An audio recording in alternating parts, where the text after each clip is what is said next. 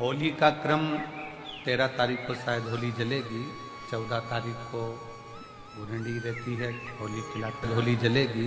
के विराम पर जो नारियल का गोला बांधकर पूर्ण आहुति में समर्पित करा जाता है, उस गोले के जल जाने के बाद जो राख तैयार होती है, उसका कालापन जो तैयार होता है, उसको उठाकर ले आए और कपड़े में उसको छान कर राख तैयार कर 3-4 बार छानने के बाद उस भस्म को जो होली महादेव की होली के दिन रात के समय 12 बजे से 1 बजे के बीच में शिव जी को समर्पित कर देता है और उस भस्म को उठाकर उसमें घी मिलाकर मस्तक पर तिलक लगाकर चले जाता है। वो जिंदगी में कभी हार नहीं सकता, विजय ही पाता है, उसकी कभी हार नहीं हो सकता।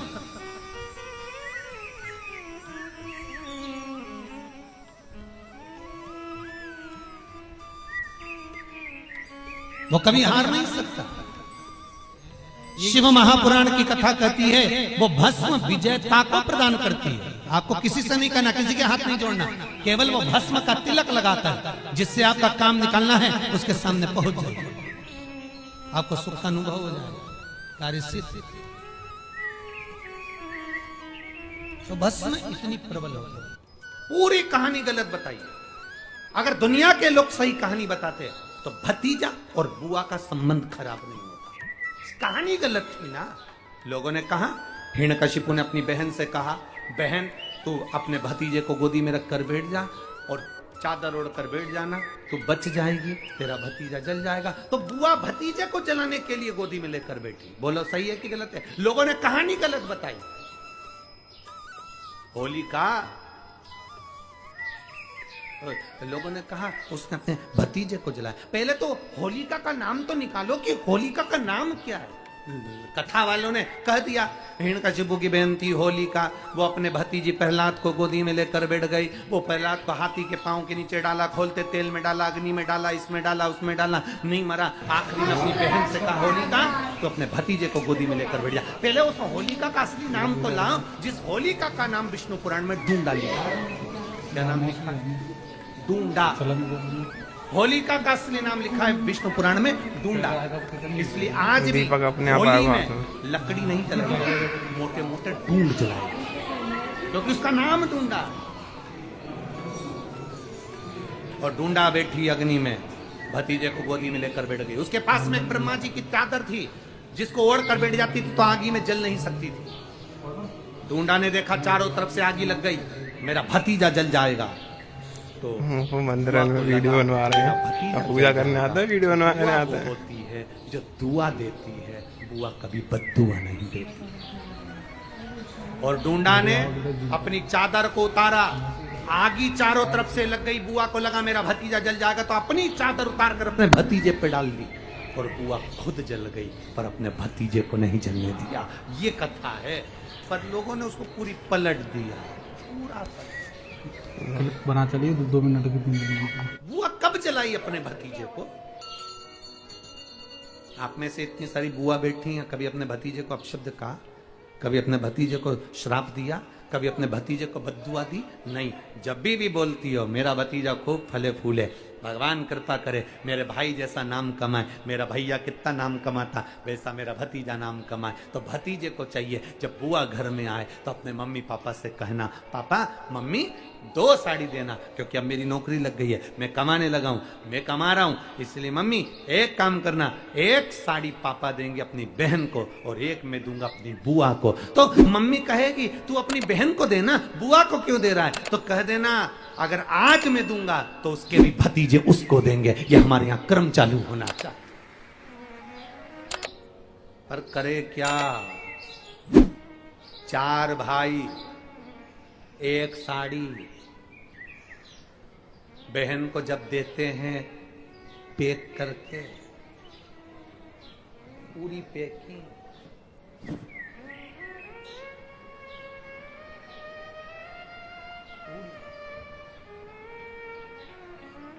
अच्छी बढ़िया वाली साड़ी। अगर ढीली ढीली दिखे तो उसमें कपड़ा भी फंसा दे, काटा है जो। पैकिंग करके, और 4 भाई एक साड़ी, चारों भाई राखी बंधवाने के बाद ऐसे हाथ लगा के देते हैं जैसे पूरे पुणे की प्रॉपर्टी दे रहे हैं, पूरे पुणे की। अब किसी ने पूछा कि क्यों रे चारों भाइयों ने मिलके एक साड़ी दी? अभी हम एक ही तो घर में रहते हैं, सब एक हैं। तो एक काम करा करो, एक थाली खाने की लगाओ, एक भाई खाना खाए, बाकी के सब टच करके बैठ जाओ। एक ही जगह तो रह रहे हो, एक ही थाली में काम। तुम्हारे टच करने से 4 भाई का एक साड़ी में हिस्सा हो गया, तो तुम्हारा समोसा तुम खाओ, बाकी के 3 भाई टच करके बैठे। वेट नहीं कर रहे। अपने को क्या करना, अपन तो अपनी साड़ी ओढ़ो दादा, करो क्या उसको, चित्त क्या, विचार करिए जरा, या भरोसा अपने भतीजा कहे नहीं देव, बहन बेटी को देने से कभी घटता नहीं, कभी नहीं घटेगा, जिंदगी भर नहीं घटेगा। क्या घट रहा है? शिव को दिया कभी नहीं घटता, संत को दिया कभी नहीं घटता, और बहन बेटी को दिया, गौ माता को दिया, कभी नहीं घटता, कभी नहीं घटता। होली का क्रम 13 तारीख को शायद होली जलेगी, 14 तारीख को गुरंडी रहती है, होली खिलाती है। पिछले वर्ष थोड़ा सा होली का क्रम रहा, तो अब की बार सब जगह की होली में ना जाते हुए केवल एक होली, वो भी सीहोर की, वो 15 तारीख को महादेव की होली, मार्च को महादेव की होली। अपने शिवालयों में शंकर जी शिव मंदिर के अंदर चंदन का जल 1 लोटा अवश्य चढ़ाएं, महादेव की होली अवश्य मनाएं। होली आ रही है, लगी नहीं रिया की होली जैसा है। दिवाली आती है तो लगता ही नहीं कि दिवाली जैसा है, राखी आती तो लगता ही नहीं राखी जैसा है। सारे त्योहार फीके हो गए गुरुजी। हमने कहा त्योहार फीके नहीं हुए, त्योहार का कलर फीका नहीं हुआ, त्योहार का रंग फीका नहीं हुआ है, बस त्योहार वही है, गुलाल वही है, मिठाई वही है, गुजिया पपड़िया वही है, खुरमे चकरी वही है, पपड़िया वही है, गुजिया वही है, इंसान वही है। बस बाजार में से जो रौनक समाप्त नहीं हुई है, रौनक आपके भीतर की समाप्त हो गई। आपके भीतर इतनी ईर्ष्या भराती गई, इतनी ईर्ष्या भराती गई, इतनी ईर्ष्या भराती गई कि वो ईर्ष्या के कारण, उस अहंकार के कारण, उस अहम के कारण तुम एक दूसरे से मिलना पसंद नहीं कर पाते। पहले के लोग कहते थे हमारे यहाँ जब होली होती थी इतने लोग आते थे, मिलने जाते थे, गुलाल लेकर जाते थे। आजकल तो कोई दिखता नहीं है। कारण केवल इतना सा है, तुम्हारा अहंकार, तुम्हारा ईगो, तुम्हारा अभिमान तुम्हें अपने घर से बाहर नहीं निकालता। तुम घर से बाहर नहीं निकलते अपने अहंकार के कारण, अपनी काया के कारण, अपनी अभिमत्ता के कारण। आप दूसरे से मिलना पसंद नहीं करते। जरा सा कोई ने कलर लगाया तुम्हें क्रोध आ गया, जरा सा किसी ने गुलाल लगाया तुम्हें गुस्सा आ गया, जरा सा कोई आया भाभी जी भैया जी करके गुलाल लगा गया, तुम न न न न न न न न न कहां जाओ?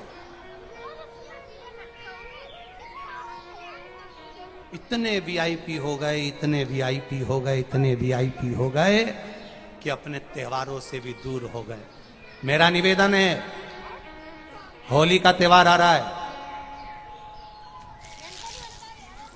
उस फागुन के त्योहार में मेरा देवाधिदेव महादेव माता पार्वती के साथ होली खेलता है, मेरा कृष्ण कन्हैया राधा रानी के साथ होली खेलता है। आप भी अपने इष्ट मित्रों के साथ होली खेलिए और दिल से खेलिए। अरे सीहोर में, सीहोर जिले में एक होली होती थी, उस होली का नाम हमने पिछली बार बदल दिया था। कौन सी होली कर दी थी?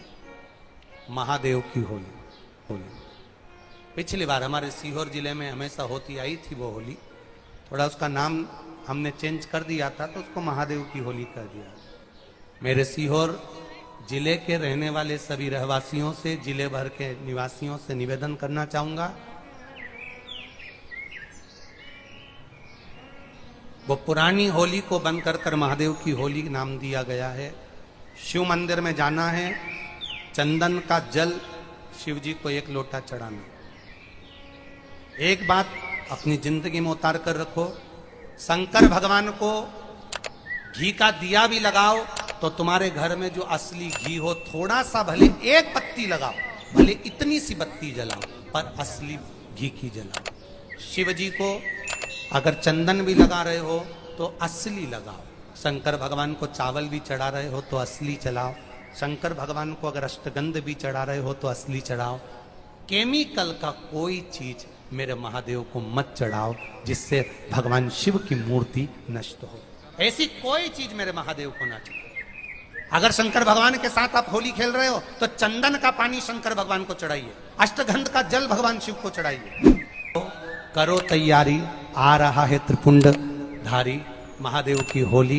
बड़े आनंद के साथ मेरा निवेदन, अपने शिवालयों में, शंकर जी के मंदिरों में, सीहोर जिले के प्रत्येक शिव मंदिर के अंदर चंदन का जल 1 लोटा अवश्य चढ़ाएं। महादेव की होली अवश्य मनाएं। और भाव के साथ 5 मंदिर हम भी जाएंगे, कोई जुलूस नहीं, कोई क्रम नहीं, बस बाबा को आराम से जल चढ़ाना ही एक नियम है और बाबा को जल चढ़ाएंगे। आप सब बड़े आनंद के साथ महादेव की होली का स्मरण करिए। महादेव की होली के दिन बेलपत्री की जड़ के नीचे जाकर प्रयास करा करो कि लाल चंदन का जल, लाल चंदन को घिसकर कलश में उस चंदन को डालकर जल भरकर उसको बेलपत्री की जड़ के नीचे सींचन करने का प्रयास करा है कि धीरे धीरे कर वो दुख समाप्त होगा, वो दुख कटेगा ही। एक बहुत ध्यान देने वाली बात है कि अगर मान लो कि कहीं पैसा अटक गया है, नहीं आ रहा है, बहुत अथक प्रयास कर लिया, चंदन का जो जल होता है ये व्यक्ति के जीवन में जो धन कहीं रुक गया, अटक गया, नहीं दे रहा, बेलपत्री के वृक्ष के नीचे, जड़ के नीचे सींचन करने से वो प्राप्त हो। अथर्ववेद में वर्णन किया गया कि पीपल के वृक्ष की जो जड़ होती है, बेलपत्री के वृक्ष की जो जड़ होती है और आंवले के वृक्ष की जो जड़ होती है, इसके नीचे स्वर्ग का निवास होता है। किसका निवास है? स्वर्ग का निवास। जहां पर ये वृक्ष होता है और उस वृक्ष के नीचे बैठकर हम जब किस जल का सींचन कर रहे हैं, जैसे अभी आपको कहा था कि जल में अगर लाल चंदन मिला हो और आप बेलपत्री के जड़ में सींचन कर रहे हैं तो लक्ष्मी की आवक बढ़ेगी। कहीं पैसा अपना अटक गया, नहीं आ रहा, आएगा।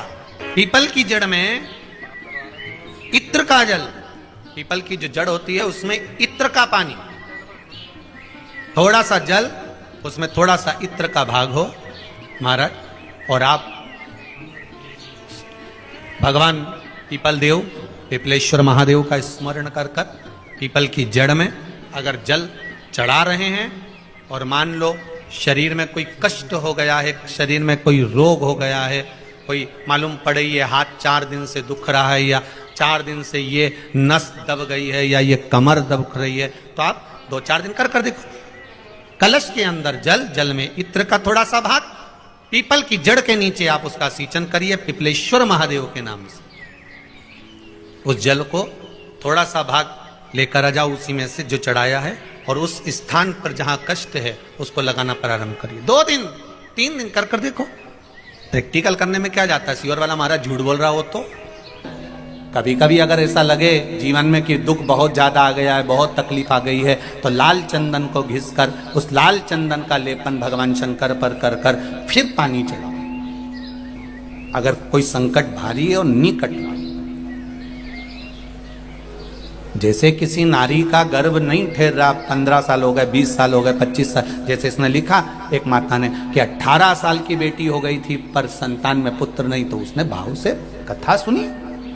ऐसे आपके भीतर अगर 20 साल हो गए, 25 साल हो गए, 30 साल हो गए, संतान का सुख ही नहीं है, लाल चंदन का लेपन बाबा भोलेनाथ पर करना प्रारंभ करो। पीठिका पर लाल चंदन का लेपन करना प्रारंभ करो। लाल चंदन से बाबा का श्रृंगार करना प्रारंभ करो। एक बेलपत्री पर लाल चंदन, दोनों पत्ती नीचे वाली, जो नीचे की